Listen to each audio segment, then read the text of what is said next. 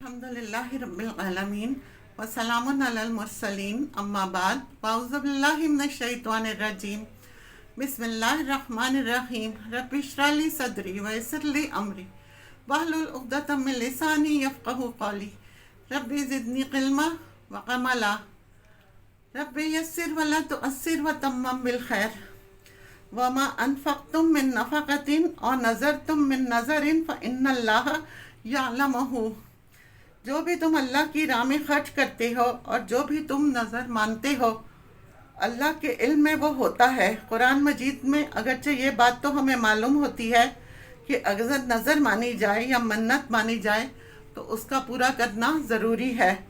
یوفون بالنذر ویخافون یوما کان شرہ مستطیرا، سورہ دہر میں یاد آئی ہے، نظر کے پورا کرنے والے کی حقیقت وہاں پر بیان کر دی گئی ہے۔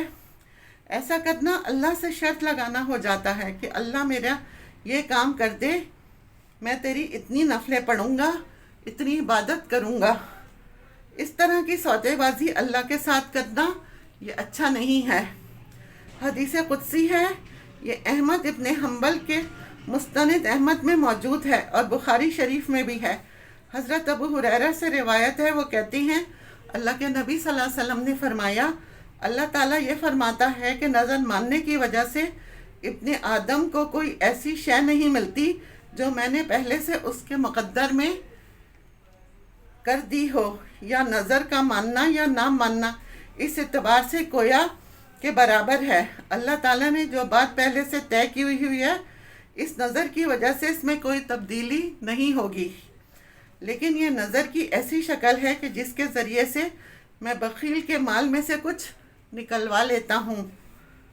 اگر یہ بخل اس کے اوپر مسلط رہے تو وہ صدقہ خیرات نہیں نکالے گا، بس اتنا فائدہ ہے۔ باقی جہاں تک میری تقدیر ہے، میرا فیصلہ ہے، وہ اپنی جگہ برقرار رہتا ہے۔ مسلم شریف کی روایت ہے، حضرت عبداللہ ابن مسعود رضی اللہ تعالیٰ عنہ سے روایت ہے، وہ کہتے ہیں نبی کریم صلی اللہ علیہ وسلم فرماتی ہیں، اللہ نے مجھ سے پہلے کسی بھی امت میں کسی نبی کو نہیں بھیجا مگر اس کے کچھ نہ کچھ حواری یا اصحاب ہوتے تھے۔ وہ حواری اور صحابہ اپنے نبی کی سنت کو مضبوطی سے پکڑ لیتے تھے اور انہی کے احکام کی پیروی کرتے تھے۔ پھر ہمیشہ ایسا ہوا کہ بعد میں کچھ ایسے ناخلف اکٹھے اٹھے کہ وہ جو کہتے تھے وہ کرتے نہیں تھے، اور جو کرتے تھے اس کا حکم نہ ہوا تھا۔ عرس منائے جا رہے ہیں، یہ کیا اللہ کا حکم ہے؟ کیا رسول اللہ صلی اللہ علیہ وسلم کے صحابہ کا عمل ہے؟ اس کی کوئی شرعی حیثیت نہیں۔ کیا اللہ کے نبی صلی اللہ علیہ وسلم کا عرس منایا گیا؟ عید میلاد النبی نئی عید ہو گئی ہے، کیا اس کا حکم دیا محمد نے؟ یہ تمام ان کی اپنی ہی ایجاد کردہ روایات ہیں، بدعات ہیں، اپنی ہی ایجاد کردہ رسومات ہیں، ان پر لگے ہوئے ہیں، اور پھر یہ لوگ دعوے کرتے ہیں اللہ سے محبت اور رسول کے عشق کے، جبکہ ان کے عمل میں نہ اللہ کی اطاعت ہے اور نہ رسول کی اتباع۔ اب جب ایسی صورتحال پیدا ہو جائے تو کیا کریں؟ تو جو مسلمان بھی ان کے خلاف جہاد کرے اپنے ہاتھ سے، اپنی طاقت سے، وہ مومن ہوگا، اور جو اپنی زبان سے ان کے خلاف جہاد کرے گا وہ بھی مومن ہوگا۔ وہی 3 درجے، وَمَنْ جَاهِدَهُمْ بِقَلْبِهِ فَهُوَ مُؤْمِنٌ، دل میں نفرت رکھ کر وہ بھی مومن ہوگا۔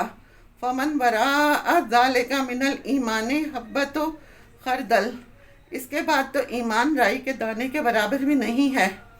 قرآن میں کہیں بھی نہیں لکھا کہ مزار بناؤ، یہاں تک کہ محمد مصطفیٰ صلی اللہ علیہ وسلم نے کہا کہ کوئی بھی قبر پکی نہیں ہونی چاہیے، اگر پکی ہے تو اسے زمین کے برابر کر دو۔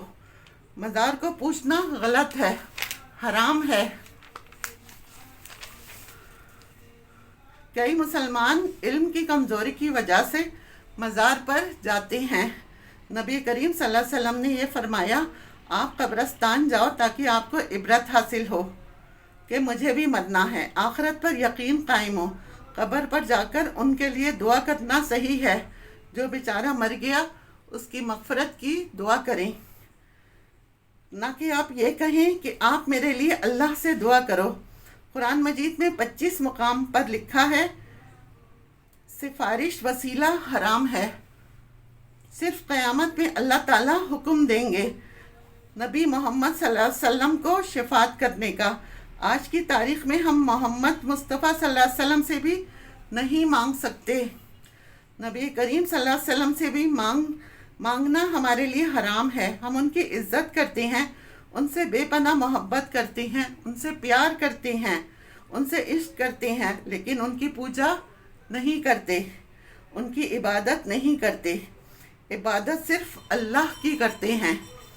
اللہ تعالی ہمارے ایمان کو مضبوط رکھے، آمین۔ وآخر